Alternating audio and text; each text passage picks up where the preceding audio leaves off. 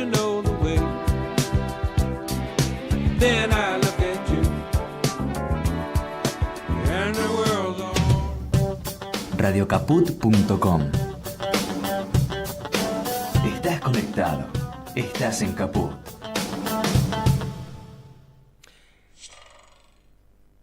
No lo inventé yo, lo inventó Pascal. Tampoco lo inventó. Los filósofos no inventan. Los filósofos hacen una lectura, deconstruyen, abren el mundo, donde el mundo está, se podría decir, como si fuera una especie de grano, en donde todos vemos una dimensión compacta, como si viéramos lo sólido. El filósofo aprieta y abre. ¿En qué sentido abre Pascal?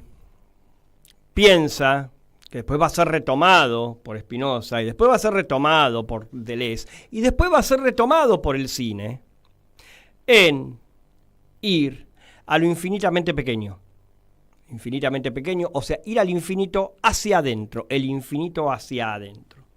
Ahí está planteado no el problema, sino la exploración de algo que teníamos todo el tiempo y quizá no sabíamos que teníamos, o si sabíamos que teníamos, hacía falta un clic para que pensemos, porque es un acto, el acto de pensar, en lo infinitamente pequeño. Cuando vemos una película, tendemos a pensar en términos muy, muy generales, ¿sí?, en el marco de la historia, ¿sí?, no el marco donde se desenvuelve, ¿sí?, sino en la historia.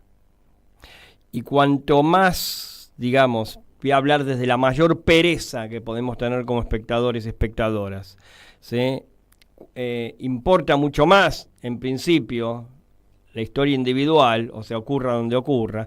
Digo, después podemos pensar en un marco, solo si lo necesitamos, ¿sí?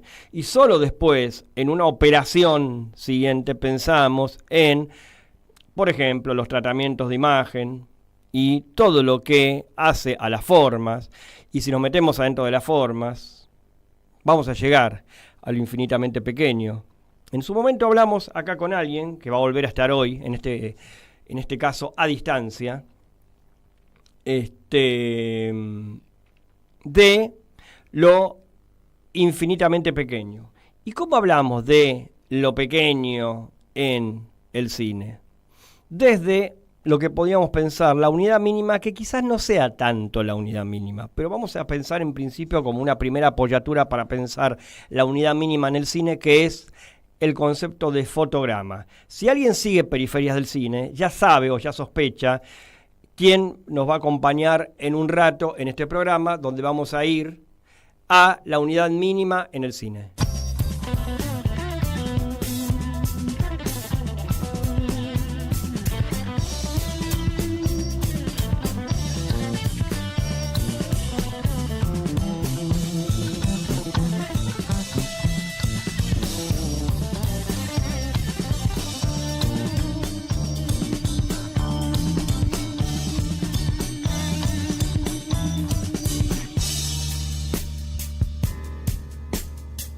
Pensamiento no es reflexión.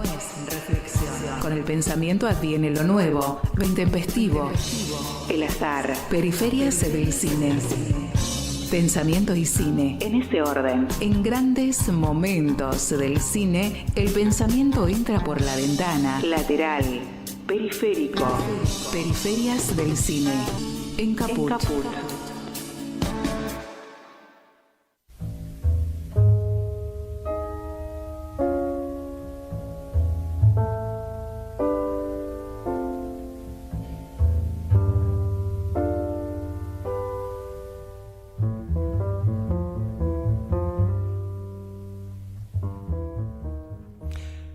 Muy buenas tardes, esto es Periferias del Cine, mi nombre es Luis Frank y saludo al chino Nicolás Román, que organiza la estructura sonora del programa. ¿Te gusta cómo te presento, chino? ¿Sí? ¿Cómo andás, chino? ¿Todo bien? Bueno, me alegro mucho, me alegro mucho. Bueno, al chino también le interesa mucho el cine, así que no sé si le interesa esto de la unidad mínima, ¿viste? No sé si le gusta que le rompan las pelotas tanto, Claro, claro, pero lo vamos a obligar hoy al chino un poco a hacer un poco de ejercicio. Creo que el invitado está de acuerdo con eso, ¿sí? Porque el chino lo toma un poco como el representante, siendo una sola persona de lo que sería el público, ¿sí? El público que nos escucha, ¿sí? Como cuando le hablo al chino, le hablo a todos y todas. Bien, primero me gustaría en nuestro streaming, ¿sí? ¿Qué palabra? ¿Cuál puede reemplazar streaming?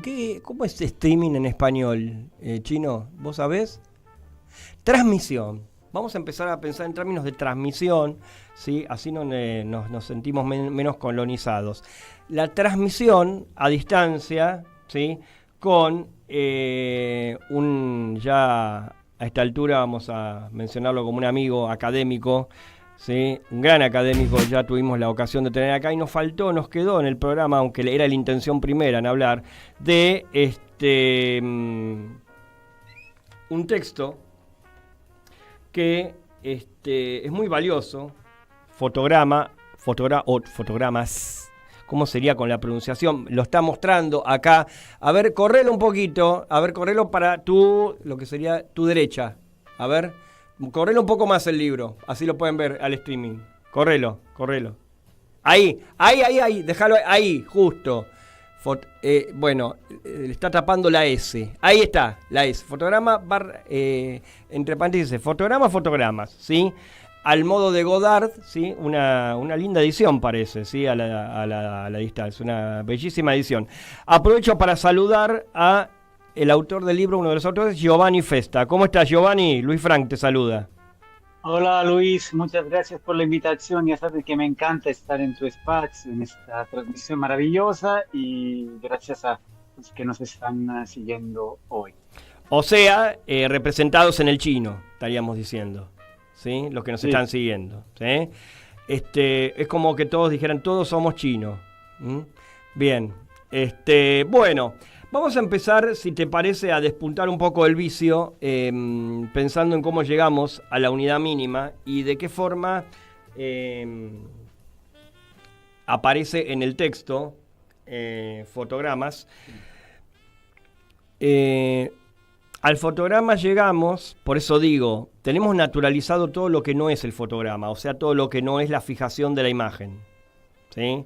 O sea, estoy pensando en términos masivos, en términos de público. Se suele dar jerarquía a la historia.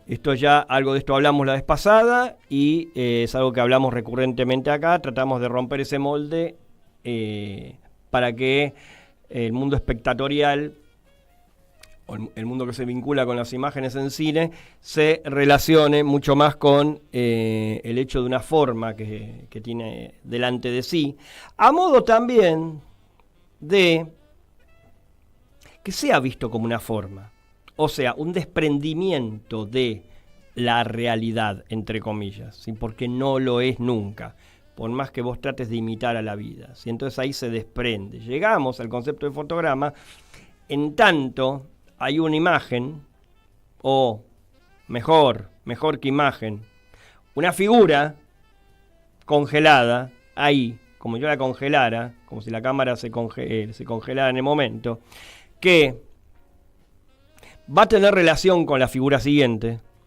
en tanto movimiento, pero también yo puedo pensar en esa figura en modo independiente. Yo puedo pensar en esa figura de un modo autónomo, y cuando digo movimiento digo, no necesariamente exigir como espectador ese movimiento, no necesariamente tener que exigir, porque ahí está la búsqueda narrativa, en primer término, no exigir la toma siguiente, a ver cuándo viene la toma siguiente, y a ver cuándo viene la otra, y a ver cuándo viene la otra, y a ver cuándo viene el hermano de que es el que estoy esperando, y a ver cuándo viene la novia. Digo, es una forma medio humorística o cuasi humorística de mencionar esto, ¿sí? Empecemos a tirar un poco de ese piolín, si te parece. ¿Cómo pensás vos el fotograma?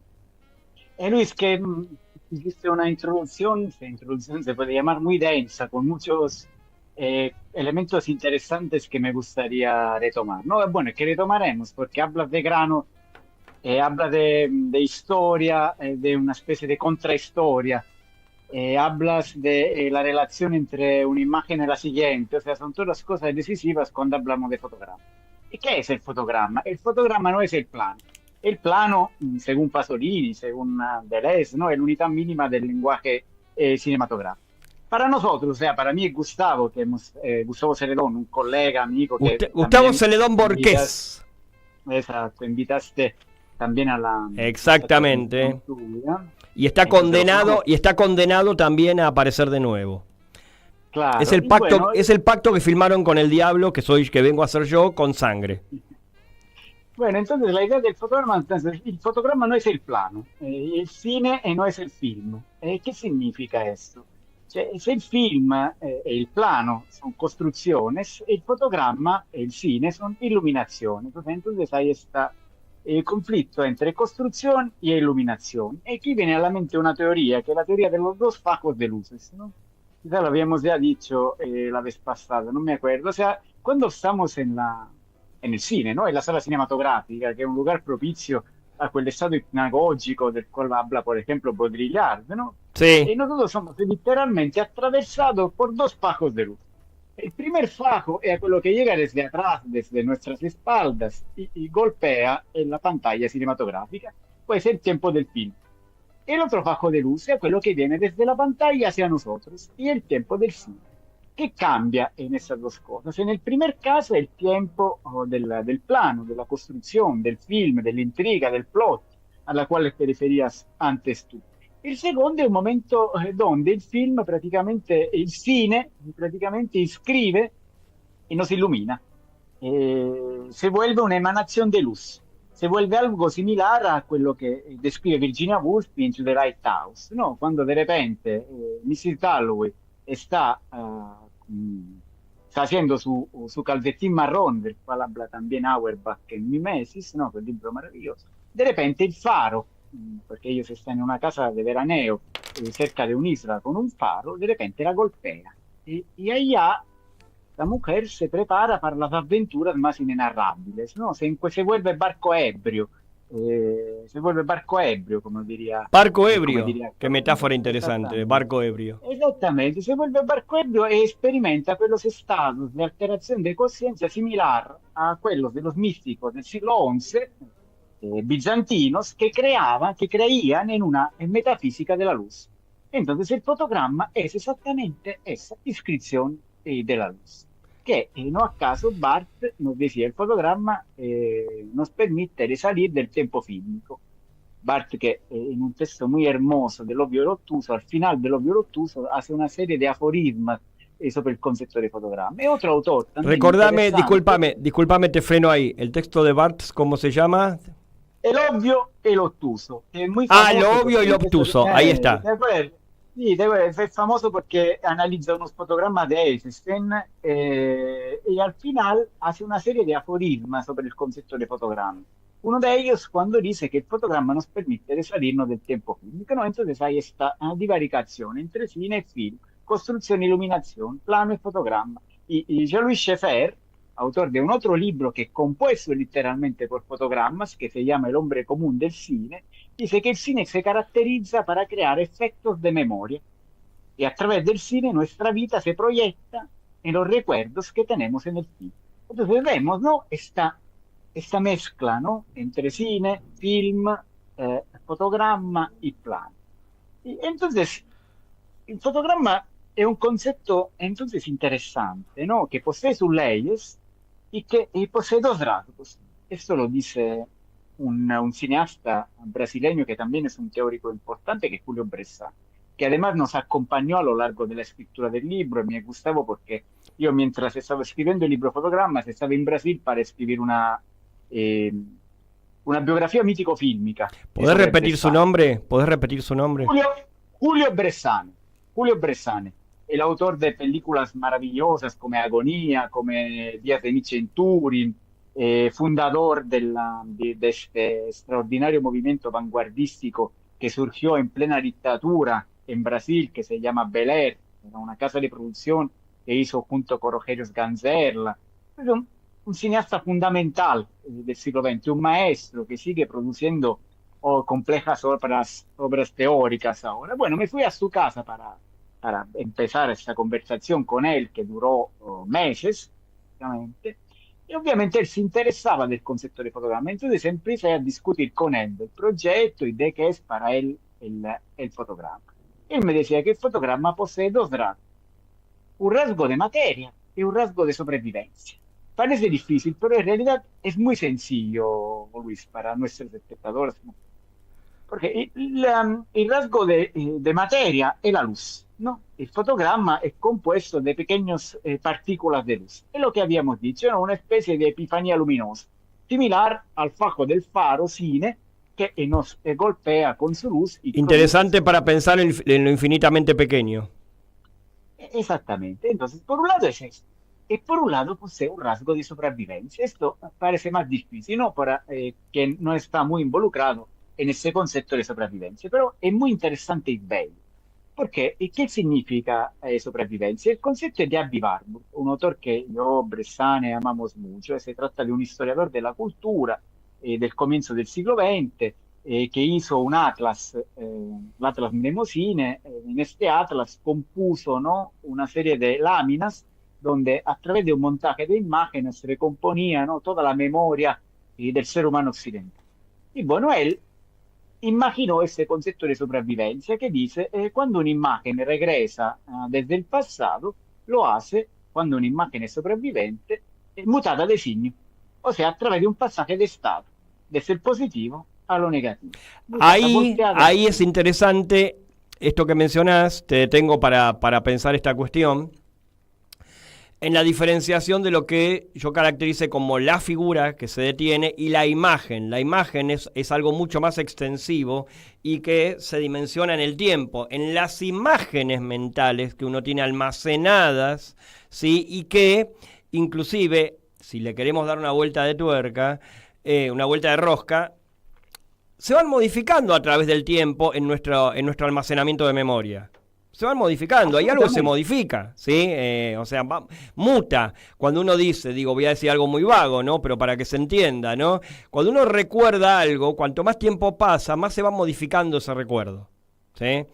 Entonces eso, digamos, inscribe formas de imágenes distintas, si uno tuviera que hacer un corte en distintos momentos de la línea, de lo que es la línea de tiempo, ¿sí? Y esas son imágenes. Bueno, ahora sí, terminado el paréntesis. Sì, no, è fantastico perché ovviamente il fotogramma si alimenta da quella che è nuestra memoria, ¿no? Ovviamente. Ajá. Hacemos un ejemplo, ¿no? ¿Qué significa que este discurso que el fotogramma sobrevive, que la imagen sobrevive en otra imagen?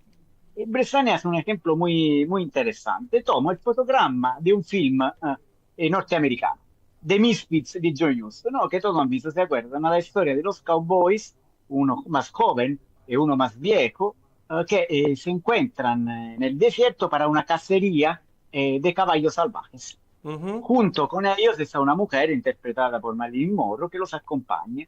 Y de repente hay esa escena donde el cowboy más anciano, interpretado por Clark Gable, si no me equivoco. Sí, o sea, sí, no era ningún anciano, pero era el mayor de todos. Esa película se la conoce acá como Los Inadaptados. Exactamente, Los Inadaptados, exacto. Y Marilyn Monroe es la ecologista, digamos, se podría decir, de la película, la que defiende a los caballos, que le dice, no los maten, no los maten. Exactamente, me refiero justamente a esa escena. Están en este gran desierto, este gran llano desierto, y está la escena donde en subjetiva el cowboy intenta amarrar el caballo, ¿no? Sí. Y entonces hay un momento de gran violencia y de repente hay un corte y acontece lo que estás diciendo tú, o sea, está Marilyn perdida en ese llano desolado que con un campo lunghissimo empieza a gritar diciendo no lo maten, no lo maten. Asesinos no de maten, caballos, asesinos de caballos, dice, en el plano, exactamente. en el plano general que se va abriendo cada vez más y la va dejando cada vez más sola en el fondo, en lo que es la profundidad de campo. Es un momento extraordinario esa película. Sí, All the Pretty Little Horses, para citar una novela de Cormac McCarthy, ¿no? Entonces dejan en paz esos pequeños dulces caballitos. Ecco, entonces esos son los dos fotogramas, ¿no? Los fotogramas del film de The Misfits. ¿Qué acontece? The Misfits es un film de los finales de los años 50, ¿no, Luis? Me parece. Sí, 1964, Brasil. Una de las películas más bellas del nuevo cine brasileño, que es O Cafayastes, de Rui Guerra. Ahí acontece que hay dos birbones que están en una playa de los alrededores de Río de Janeiro y para chantajear una chica la llevan en esa playa y después la abandonan sola y desnuda haciéndole foto para después chantajear. Bueno, en The Misfits, en O Cafayastes, hay el mismo movimiento de cámara alrededor de la víctima y decimos, es un plano final muy largo donde la mujer desde lejos grita solitaria en ese llano desierto. Entonces Bressan dice, prendan el cliché, el fotograma de The Misfits con Marilyn Monroe o el fotograma de los dos que están cumpliendo ese movimiento circular alrededor de la víctima y toman la misma cosa que acontece en la película de brasileña. Entonces hay una sobrevivencia, desde el fotograma 1 al fotograma 2. Pero obviamente esa sobrevivencia regresa volteada porque se pasa desde un film del cine industrial norteamericano a un film de la nouvelle vague brasileña. Se pasa desde Norteamérica a Brasil y vía discordendo. repetís por Entonces, favor el título de la película brasileña y el director. Os Cafayastes de Rui Guerra.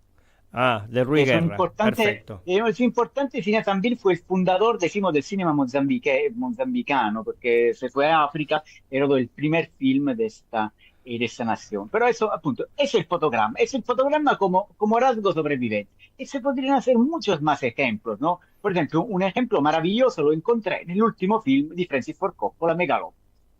Ya así también podemos hablar de esa. Todavía ustedes en Argentina no la vieron, ¿verdad? Porque Eh, sale en enero. puede ser, sí, yo no la vi, o sea, yo creo que hace rato que no veo a Coppola. Sí, porque Uno va, desapareció. Pero, uno va ¿te gusta seleccionando, Coppola? ¿eh? ¿Te gusta Coppola como Hasta, cineasta? hasta cierto momento. Ah, Hasta lo cierto momento. entendí. Después, digamos, es como que nada, soltamos amarras. No, no, a ver, sí, o sea, valoro mucho ese momento en donde él supo marcar una suerte de signo de interrogación e interpelación dentro de sus mismos parámetros, hay que aclarar esto, a lo que es el sueño americano, ¿sí? Mm. Una de sus películas mi película preferida de Coppola, y ahí me voy a poner un poco conservador, pero no porque sea conservador en esto, si esto es periferia del cine, nos paramos en el otro sitio, pero mi película preferida es La Conversación, yo creo que ahí está todo, ¿sí? Otra gran película de él es Rumblefish, es una extraordinaria película. Son mis dos favoritas. Tus dos favoritas mencioné, mira. Ahora, si yo tengo que hacer una disección en donde explico absolutamente todo con lujo de detalles como mecanismo de relojería, lo que es la comidilla, ¿sí? Término intencionado, por supuesto, de las estrategias clásicas de persuasión y de cognición y cómo está el camino del héroe perfectamente trazado, ¿sí? Pero digo, como mecanismo de relojería, no es que es un plusvalor esto, sino que es un mecanismo, ¿sí? Tengo que irme al Padrino, no me queda otra. ¿Se entiende? Si tengo que pensar en esa cuestión puntual, ¿sí? Y yo siempre digo, con la primera del Padrino alcanza, ¿sí? El resto es ya ser una especie de espectador de telenovelas, que de algún modo somos todos, ¿sí? De decidir cómo termina el culebrón o cómo termina la cosa, ¿sí? En este sentido, permitime una digresión, porque no tiene que ver con lo que estamos hablando. Son magníficas. No, pero vengo pensando mucho últimamente, o sea, es algo que pienso hace muchos años, digo, ¿por qué ocurre esto? Y lo pienso en el sentido también del aquí y ahora con nuestro presidente actual y con otros que han venido antes. Digo, ¿qué pasa en el orden de las identificaciones? ¿Sí? ¿Qué pasa que que en el sentido Coppola construye en El Padrino la identificación con un criminal, el protagonista de la película, ¿sí? Y con un universo criminal que no es solamente la fascinación por ese mundo, sino que es una suerte de identificación. Esto después se traslada a las series. ¿Qué pasa con la identificación con los villanos como protagonistas? ¿Sí? Entonces estoy pensando mucho últimamente por qué se produce cognitivamente esa identificación, no con el héroe. Ahí la figura del héroe está minimizada o no está. ¿Sí? Entonces digo, tengo una serie de respuestas provisorias que tiene que ver con ese carácter de plus que tienen estos personajes, que no son sobrenaturales, ¿sí? Pero en el verosímil que se organiza en la forma clásica del género, la forma más pura, ¿sí? Habilita a que vos puedas construir una identificación con alguien que tiene un plus, ¿sí? Por ejemplo, alguien que mata de la forma como mata a Michael Corleone en el bar, ¿sí? En ese momento, ¿sí? Es absolutamente ficcional, pero el verosímil que se construye, sobre todo porque el tipo se va caminando también, ¿sí? El verosímil que se construye es la posibilidad de que eso podría ocurrir en un aquí y ahora de la vida, ¿sí? Que talla en el inconsciente del modo de, yo podría hacer eso, no lo voy a hacer nunca, tampoco lo voy a mandar a hacer nunca, pero la identificación es fuerte. Entonces la identificación con los villanos tiene que ver, y así como viene la identificación con ¿por qué Batman produce más fascinación que Superman? Mucha más, universalmente, porque Batman no tiene poderes extra, ¿sí? Batman se lo fabrica él, digamos, desde digamos, cierto saber tecnológico, estas cuestiones, ¿sí?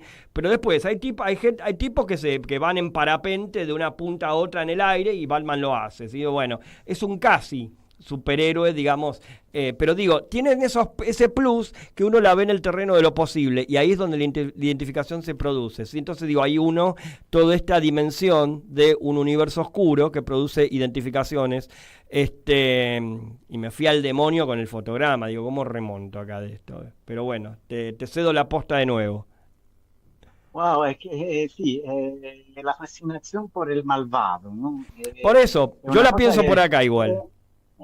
sí, es una cosa que comienza, yo pienso que, bueno, está en Shakespeare, por ejemplo, Sí, ¿no? claro. Eso es muy evidente, ¿no? En Shakespeare, ese aspecto. Pidieron a Orson Welles cuáles eran sus personajes shakespearianos favoritos. Pues decía, yo soy un actor que tengo que interpretar todos los personajes que son bigger than life, ¿no? Exactamente, tiene este rasgo de inconmensurabilidad, ¿no? De exceso, Por eso, por ejemplo, pensamos a Henry Lime en El Tercer Hombre, ¿no? Justo ahora me vino a la mente, no lo so, esa imagen, ¿no? De Henry Lime, una persona horrible, Sí.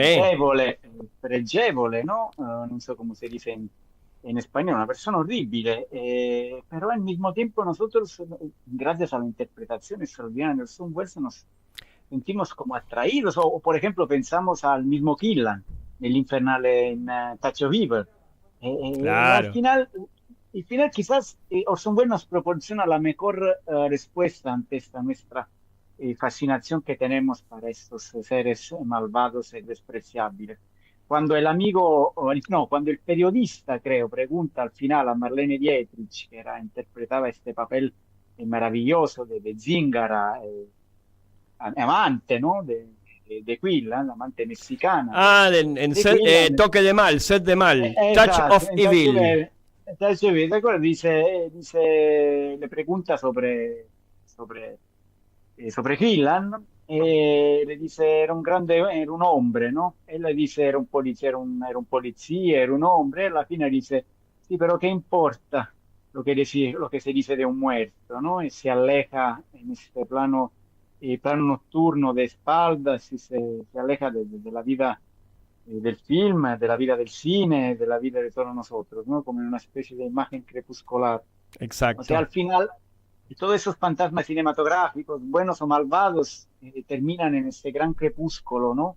Que la Sí. palabra the end al final de los De espectáculos. todas Pero formas, sí, en la identificación y en el recuerdo que quedan, y acá retomo con el tema de la imagen, porque nos fuimos acá con el tema de cómo quedan las imágenes en el tiempo, en el imaginario lo que queda instalado no es el final crepuscular del personaje, ¿sí? Sino todo lo que hizo antes. todo lo que no fue su caída. ¿Sí? No, y sí. No, y para reconectarme al concepto de fotograma, pues lo que queda de todo esto, de Quillan, de las intrigas de la película, de la lucha contra la pandilla mexicana, todo eso es un fotograma. O sea, quello de Marlene Dietrich que se aleja, se voltea por un momento, que es una imagen maravillosa, y después se va hacia la oscuridad, hacia el fin, hacia el tiempo de la terminación. Exacto. Entonces, lo que queda al final es un fotograma de todas estas nuestras, de todos estos nuestros vínculos con cada tipo de personaje, con esta nuestra pasión para las intrigas, esta nuestra identificación con el villano, con el héroe, ¿no? Que son mecanismos que Hollywood conoce muy bien y que es la gran maquinaria que produce identificaciones, Hollywood al final. Por eso Godard decía que era la máquina de la muerte. Pero al final lo que queda en nuestro ejercicio, pues, es un fotograma que siempre sobrevive.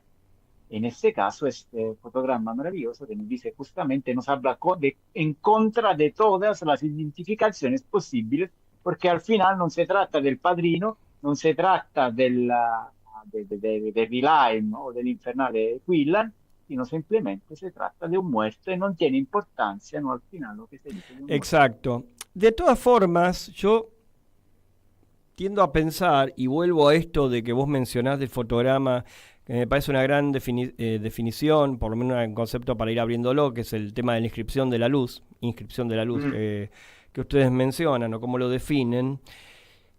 Y si pienso en términos, o sea, más abiertos en el sentido de más extendidos de iluminación, en esa propuesta de Wells y en las propuestas de Wells en general, hay una promoción de que se piense más en términos lumínicos, ¿sí?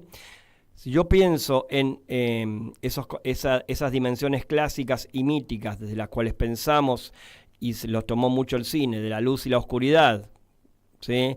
Como las tinieblas y como lo que sale a la luz y estaría del lado de la virtud, pues, dicho muy binariamente, Wells lo trabaja todo el tiempo, y en ese policial negro, el concepto o el género policial negro queda pequeño al lado de cómo uno lo puede detener en las dimensiones de lo mental, una imagen potente de ese Quinlan que está decayendo, ¿sí? Que está muriendo, y está muriendo desde el comienzo de la película. Faltaba un detonante, ¿sí? Que es el personaje que viene de afuera, que es el héroe de la película, que es un personaje que está absolutamente minimizado, por más que sea el héroe de la película, ¿sí? Más allá de la construcción de un personaje extraordinario, me parece que Wells, conscientemente o no, está pensando en el fotograma. Ahí. Sí, sí, la relación entre, si queremos, fotograma y muerte, ¿no? Sí. Esa relación de tiempo detenido, ¿no? Digo, pero hay autores que piensan en la detención más del plano. Yo creo que Huston piensa menos que Wells en eso, en la película que mencionábamos, ¿sí? Sí, y bueno, es que los grandes constructores de planos son aquellos que piensan en su detención o en su continuidad. Eso también es una pregunta interesante. Bueno. Por ejemplo, Eisenstein, Wells, que son grandes constructores de plano, pensaban más al plano como continuidad, ya que, por ejemplo, Wells, de hecho, empieza Caucho Viver con ese extraordinario plano secuencia, que es una imagen en continuidad. O también piensan en su detención. Yo pienso, por ejemplo, que Godard es un cineasta que piensa mucho a la detención, mientras Wells y Eisenstein sean todavía cineastas que, a pesar de su extraordinaria modernidad, piensen todavía más en un discurso ligado a la construcción y a la continuidad. Piensas, no lo sabes muy bien, esa complejidad enorme de esos planos wellsianos que parecen voltas de iglesias barocas, donde hay una sobreexpresión de planos que se vuelven, ¿no?, labirínticos, ¿no? Bazin hablaba de perspectiva infernal, utilizo del sotto in su, que también es manierista más que barroco, entonces hay también esa estratificación de tiempos, o sea, yo creo que Wells como Wyler, ¿no? Son todos como el mismo Hitchcock, son esos cineastas que creen todavía en una continuidad más que en una detención. Pero no sé qué opinas tú, Luis. Sí, o sea, en realidad todo esto que estamos hablando lo pienso siempre en relación a autores. ¿Qué autor está más ocupado de eso? Digo, hay dos cuestiones acá. Una es más, se podría decir, del orden de, en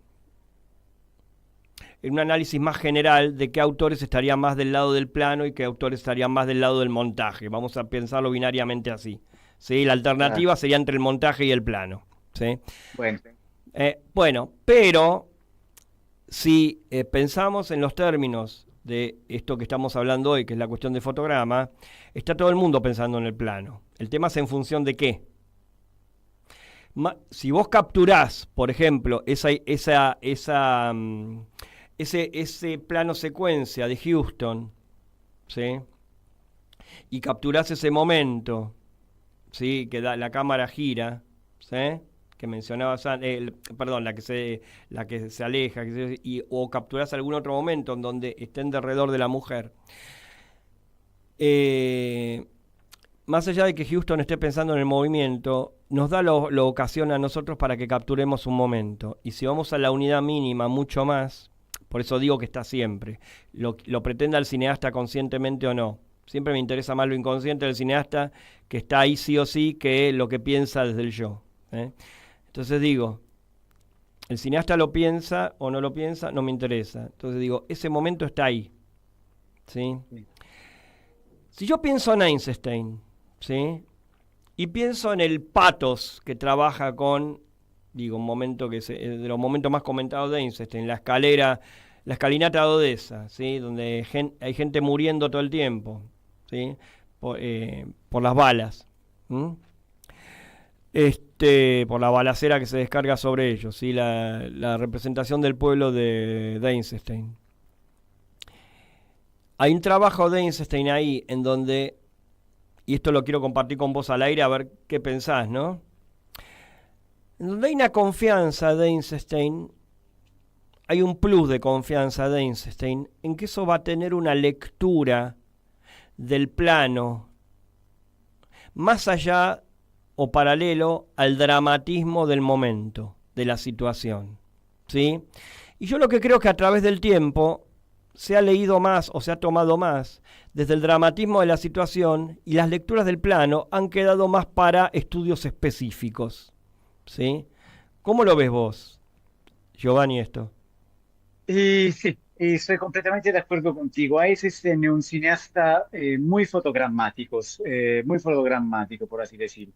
No solamente porque fue uno de los máximos creadores, reflexiona muchísimo sobre el montaje. También Barth, de nuevo, en estos aforismas sobre el fotograma, cita Eisenstein. Dice que el fotograma nos permite de entrar en el interior del fragmento, o sea, ¿no? Tiene esta idea de sonda que permite de penetrar justamente casi no el inconsciente óptico, se no utiliza este concepto que es de Benjamin, ¿no? Pero permite esta visión en profundidad, ¿no? El fotograma. Además, tú utilizas la palabra mágica eisensteiniana, que es pathos, que pero es también la palabra mágica warburgiana, que es el teórico de la sobrevivencia que acabamos de utilizar. O sea, el pathos es una fuerza, es una potencia. Entonces, el fotograma es como si permitiera, en lugar de mostrarnos una construcción, que se queda inconsciente y que de repente se muestra.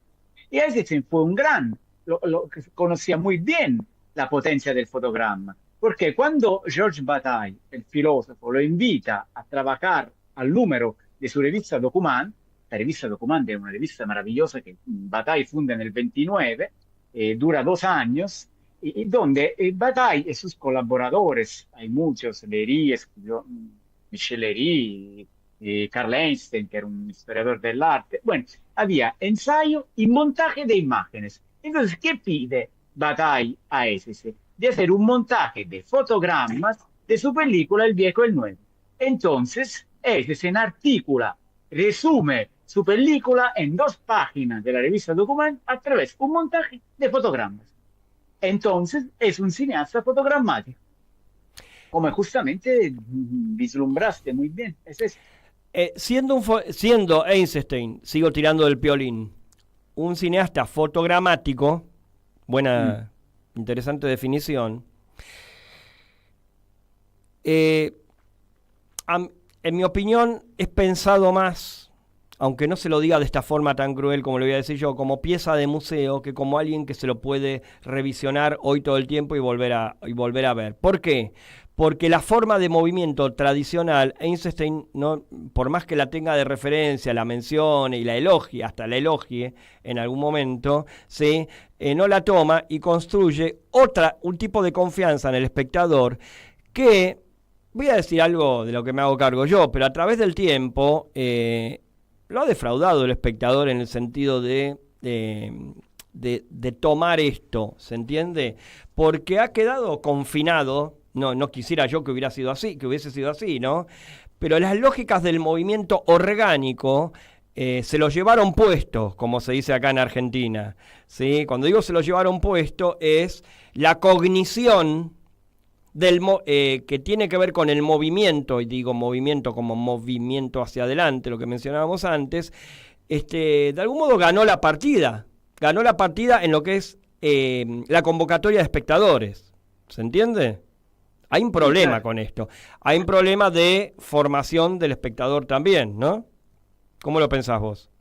Es así, es como dices, o sea, como dice Godard, ganó el film, perdió el cine. O sea, Ganó el film, perdió el espectáculo de cine, las exacto. intrigas.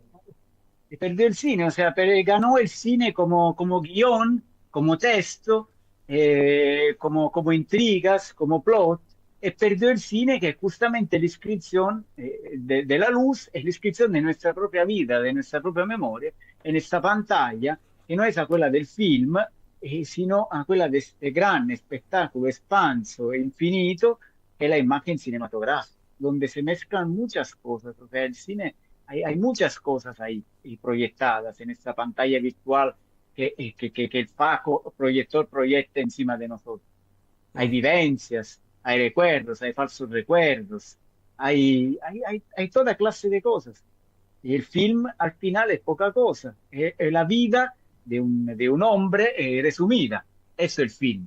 El cine Exacto. è un mondo, il cine è un mondo in movimento, che però si puede detener. Y cuando se detiene, hay el fotogramma, que es la descripción de un inconsciente óptico en este movimiento continuo. Tal cual, tal cual. ¿Querés mencionar algunos aspectos más de que trabajen ustedes en el texto fotograma? Yo podría hacerte preguntas seriadas, pero seriadas, digamos. Pero, digamos, preferiría que desarrolles vos lo que más te interesaría desarrollar del concepto de fotograma que ustedes van trabajando en lo que es el corpus del libro. Y también cómo el libro, en papel, mucho más, es un objeto en sí mismo, ¿no? Sí, sí. Sí, no, gracias por la pregunta, Luis. Bueno, antes de todo, la idea era crear, son 72 fotogramas, ponle, ¿no? En el libro. Y entonces la idea era que esos fotogramas, al final, cuando tú ojeas el libro, componieran una especie de película hecha de fotogramas, con un comienzo, subsecuencias y un final, ¿no? Entonces, ustedes, hasta si no leen los textos que están debajo del fotograma, pueden, decimos, divertirse a ver una película compuesta por fotogramas, donde hay personajes, elementos, subsecuencias y secuencias. Y bueno, en esta película, ¿no? Podemos teorizar también sobre esta película. Y, por ejemplo, entender que hay tres leyes de lo fotogramático de una forma muy sencilla. O sea, la primera ley es una necesidad del corte. Sin corte no hay fotograma. El fotograma es justamente la antítesis de esa continuidad y de la cual acabamos de hablar. El otro aspecto es que nos permite de pensar en otra cosa cuando vemos algo. Y el otro aspecto aún es que prácticamente la imagen fotogramática nos muestra una no acontecido aún en la historia, o sea, una especie de utopía de la historia. Rápidamente, il corte, appunto, hay fotogramas cuando hay un corte. El corte, como decías tú, no me importa lo que dice el cineasta, de forma, me gusta, ¿no? Porque importa también lo que hacemos nosotros del film, ¿no? Porque lo que decía Raúl Ruiz, o sea, el film tenemos que hacerlo nosotros. El film es compuesto, en un film hay 250 planos, entonces hay 250 films. El espectador, también estamos en Argentina. Cortázar consideraba el espectador, el lector, como un coautor, un comontador, hizo Máquina para Armar, prácticamente una rayuela retomada el espectador tiene un papel muy activo, entonces nosotros tenemos que cortar. Y bueno, hay una serie de cortes que se pueden hacer, ¿no? El primer corte, por ejemplo, è il corte che corta a morte, ¿no? Il corte cuando dejamos, por ejemplo, una persona que hemos amado, hay un corte definitivo y un corte que mata, ¿no? Qué momento difícil ese. Exactamente, muy difícil. Es un tipo de corte.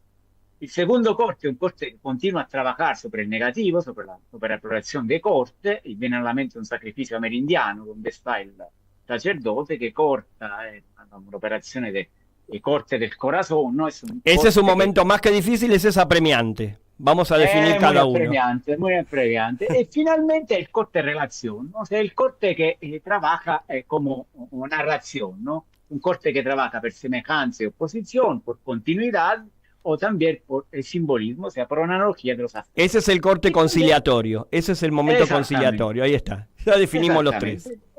Esos son los cortes, pero también hay el corte del cual empezamos, o sea, cortar con el corte, por así decirlo, es cuando el batelo ebrio de Rimbaud se cortan los aleos, esas cuerdas que lo detenían amarrado en el muelle, y comienza su viaje hacia las Floridas más increíbles, hundiéndose en el poema marino. Entonces, me hiciste acordar a tesis, antítesis y síntesis. Exactamente. Hay una analogía, hay una analogía. Hay una analogía, hay una analogía. El segundo aspecto es que nos hace pensar en otra cosa cuando vemos algo. Pues claro, nosotros vemos un fotograma y pensamos en otra cosa. Por ejemplo, rapidísimo, el fotogramma di Ed Wood, quel film de serie Z, de Plan 9 from the Outer Space. Hay un momento maravilloso, donde una secuencia maravillosa donde se ve Bela Lugosi que sale de su casa, se acerca a un rosedo, se pone de rodilla, huele la rosa, comienza a llorar, se va afuera de campo y pues afuera de campo se escucha un ruido y él muere aplastado por un carro que acaba de pasar. Entonces nos detenemos. El fotogramma cuando él está con esa rosa en mano, también es bien abrigado, Bela Lugosi, nonostante estamos en California y hace mucho calor.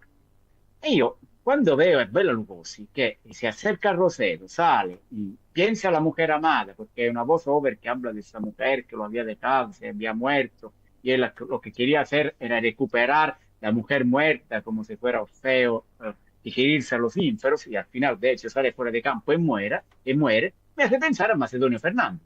Macedonio Fernández, il gran scrittore argentino que era friolento, y Bela Lugosi estaba todo abrigado.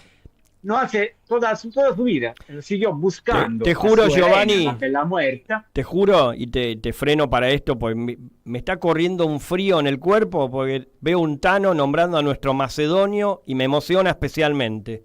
Así nomás. Qué bueno, qué buena, qué fascinante, qué fascinante que es Macedonio, y digo cómo hay autores de acá, ¿sí? No hay autores, hay pensamientos de la acá, y como ocurre con cuanto más locales y más elementos locales, y cuando digo locales digo del país de origen, ¿no? Toma el autor, más se extiende ese mito de que se puede entender solamente acá. Y hay algo de lo universal que atraviesa a los autores todo el tiempo, ¿sí? Hay pensamiento plasmado, el pensamiento es universal, y los códigos son códigos susceptibles de ser leídos, los códigos locales, ¿sí? Bueno, nada, te interrumpí por esa digresión. No, soy contento que eres macedoniano porque probablemente el más importante escritor argentino del siglo XX, ¿no? Acaso fue maestro de Borges. Pero bueno, él también, como Bela Lugosi, se sale de la vida literalmente para perseguir el fantasma de su mujer muerta, Elena, la bella muerta, y finalmente escribe un libro, La novela de la eterna, inconcluso, donde... Extraordinario. Entonces, esa pequeño foto... y también ha escrito un pequeño cuentito sobre el cuidador de una plantita. Entonces, ese momento en el cual, con la voz over que habla de la mujer muerta, con Bela Lugosi abrigado, que al final se muere para buscar el fantasma de la mujer muerta, me hace pensar en Macedonio Fernández. Un fotogramma permite de pensar en otra cosa cuando vemos algo. Eso también es una fuerza muy importante del fotograma, absolutamente. Que se conecta a la idea del inconsciente óptico. ¿Nos recordás cuál es la película con Bela Lugosi? Si chiama Plan 9 from the Outer Space. Es una pequeña película maravillosa perché è l'ultima película de Bela Lugosi. O sea, Ed Wood filma esta secuencia, después Bela Lugosi muere y entonces no sabe cómo seguir con la película y contrata un actor que se parece a Bela Lugosi, era su dentista, por el corte de los ojos. Y entonces el actor se ve en la película, tiene que estar todo el tiempo así, mostrando solo los ojos, porque solamente a través de los ojos que se parece a Bela Lugosi. Y bueno, Ah, entonces, bueno, es divertido porque en cierto sentido es un fragmento found footage que posee toda la fuerza del documento, por eso te hace pensar a Macedonio cuando que tiene esta fuerza. Y lo demás es un film de serie Z que habla de alienígenas y es poca cosa, pero esta secuencia, found footage, que es la última secuencia rodada por Bela Lugosi y que muere afuera de campo, el que interpretó a Drácula, el inmortal, etcétera, etcétera, buscando el fantasma de la mujer, es absolutamente maravilloso. claro. Y posee la fragancia de L'Oreal, como diría Rossellini. La fragancia de lo real. Qué bella frase. Porque precisamente para poder captar desde estas zonas, bueno, precisamente a lo real, si vamos a ser estrictos con el término, no se llega nunca, ¿sí? Pero hay una fragancia en la que uno se puede detener, la llame uno como la llame siempre, ¿sí? Fragancia, imagen mental, algo del tiempo que se coló en lo que muy provisoriamente pensamos como recuerdo, ¿sí? Una contaminación impensada y estas cuestiones. Nos queda un minuto, Giovanni, en esta charla. Vos fijate cómo nos subimos al tren que ni puse tema musical en el medio. ¿Querés terminar con una conclusión? Porque les estamos dando un trabajo enorme para la semana, entre autores que mencionás como Baudrillard, como un programa vamos a tener que hacer con Avi Warburg, ¿sí? Sí, absolutamente, me encantaría. Sí, porque es el tipo que labura la cuestión del tiempo, cómo los tiempos se conectan, ¿sí? Y es precisamente, ahí está el meollo de la cosa. Roland Barthes, Jean-Louis Schaeffer, Julio Bressan, en el que tenemos que entrar, ¿sí? Esto del rasgo de materia y de la luz. Y bueno, mencionamos le mandamos un saludo desde acá a Gustavo Celedón Borqués, que también va a volver a estar acá, tu compañero. ¿Querés decir algo más, así para cerrar? Y cerramos con esto. Bueno, simplemente que activar, ¿no? Los espectadores, citando Macedonio, tenemos que ser todos lectores, espectadores salteados y entonces quizás dejarnos fascinar más que por la regla de la continuidad, por la excepción del fotograma. La excepción del fotograma, el fotograma como excepción, ¿sí? Estar atentos a eso que nos llama, que nos convoca. ¿Mm? Giovanni Festa, muchísimas gracias por haber estado en Periferia del Cine una vez más. Como estuvo fantástico, te vamos a seguir molestando para que vuelvas a estar acá, ¿sí? Para mí un placer. Y cuando estés por acá, por estos lares, como hablamos por teléfono, nos vamos a tomar algo, ¿sí? Por supuesto que sí. Gracias, Luis. Y gracias No, por favor. a todos los espectadores. Muchísimas gracias a vos. Te mando un abrazo grande. Estuvo con nosotros Giovanni Festa.